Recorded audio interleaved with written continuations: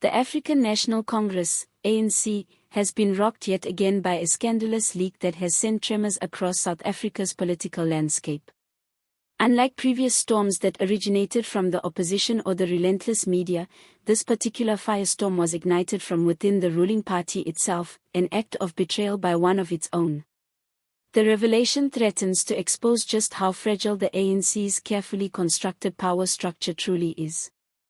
At the center of this upheaval stands Gwede Mantashe, a long-serving ANC stalwart and one of its most influential figures throughout the party's turbulent history.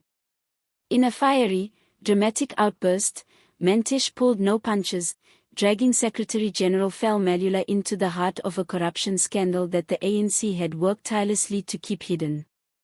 For years, Mbalula was considered untouchable, a master strategist whose skill at navigating crises kept him entrenched in power. That aura of invincibility was shattered in one heated confrontation. According to insiders, the clash unfolded behind closed doors during what was supposed to be a routine leadership meeting. Instead, it erupted into a storm of accusations, rage, and betrayal.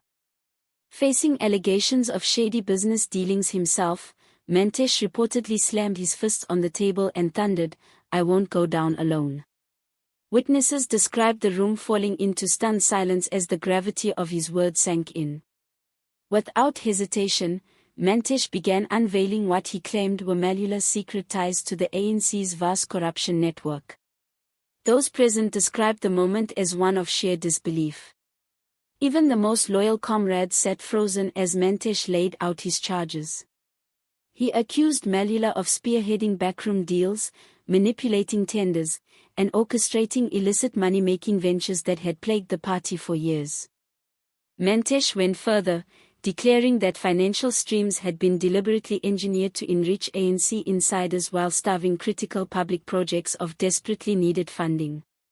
In a voice laced with fury, he bellowed that while he was being singled out, Mbalula and others had equally dirty hands and should not be allowed to escape accountability. His words landed like a thunderbolt, ripping apart the carefully crafted facade of party unity. The timing could not have been more disastrous for the ANC. Already battered by decades of corruption scandals, broken promises, blunders, and a crumbling reputation among citizens, the party now faces an internal implosion of its own making. With Mantashe attacking Mbalula so publicly, the illusion of unity disintegrated. The message to South Africans was unambiguous: the ANC is no longer merely fending off external critics, it is tearing itself apart from within. As whispers of factional conflict spread rapidly, members began to take sides. Some rallied around Mantashe, privately admitting what many had long suspected, that Mbalula was far from clean. Others scrambled to defend the Secretary-General, determined to contain the fallout and salvage what little legitimacy the party still possesses. What was supposed to be an uneventful leadership meeting has now spiraled into a full-blown scandal that threatens to split the ANC down the middle. For Mbalula, the situation could not be more catastrophic. Known for his flamboyant personality, his outspoken nature, and his tight grip on the ANC's internal machinery, he has always thrived in the public eye. But this time, the spotlight has turned hostile. He is not being attacked by political rivals or the press, but by one of his own comrades.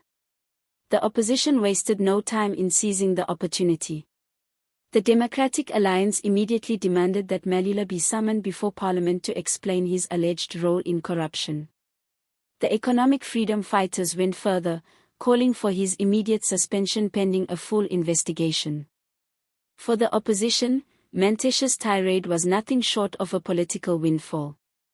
Public outrage was just as swift and unforgiving.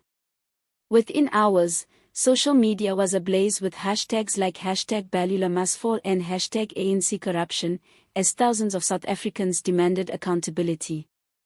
Critics slammed the ANC for shielding leaders accused of misconduct while ordinary citizens continued to endure unemployment, rolling blackouts, collapsing infrastructure, and rising crime rates. Just when you think the ANC has hit rock bottom, they dig deeper, one angry user posted on X, formerly Twitter. Another commented, "Mbalula has always dismissed corruption claims, but this time they're coming from within. How much more proof do we need before action is taken?" Political analysts wasted no time weighing in.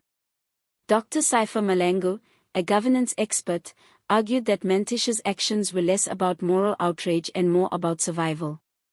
With his own career teetering, Malango said, Mantashe was ensuring that if he went down, Mbalula would not escape unscathed.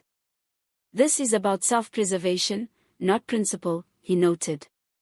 Professor Lorato Dlini, another political analyst, interpreted the crisis differently. Dlini suggested that this could mark a turning point in ANC politics. For decades, party loyalty has been used as a shield against accountability. What we are now seeing is that shield beginning to crumble. Senior members are openly turning on each other, and that is unprecedented. The ripple effects are already spilling beyond the ANC's headquarters at Luthuli House. Parliament is bracing for fiery debates as opposition parties prepare to use Mantashe's allegations against the ruling party. Civil society groups are mobilizing new campaigns demanding accountability, while ordinary South Africans watch with a mix of outrage and grim fascination as the ANC's dirty laundry is aired in public. Once celebrated as the liberation movement that freed South Africa, the ANC is now confronted with yet another devastating credibility crisis, one that could define its future. Having already suffered losses at the polls in recent years, analysts warn that if the leadership fails to contain this firestorm, the political cost could be staggering in upcoming elections. For Mantashe, the threat he uttered, "I won't go down alone," now hangs like the sword of Damocles over the entire ANC leadership. If he falls, he has ensured that others will fall with him. His dramatic revelations have placed Mbalula squarely in the firing line, tearing apart the carefully cultivated illusion of ANC unity and exposing deep-seated fault lines within the party. The critical question now is whether the ANC can contain the damage or whether Mantashe's eruption will trigger a domino effect, pulling even more leaders into the spotlight.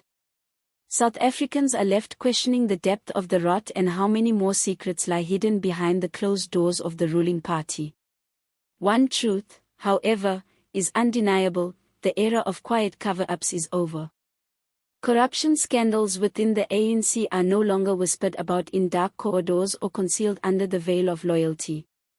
They are erupting into the open, with leaders themselves now at war in full public view.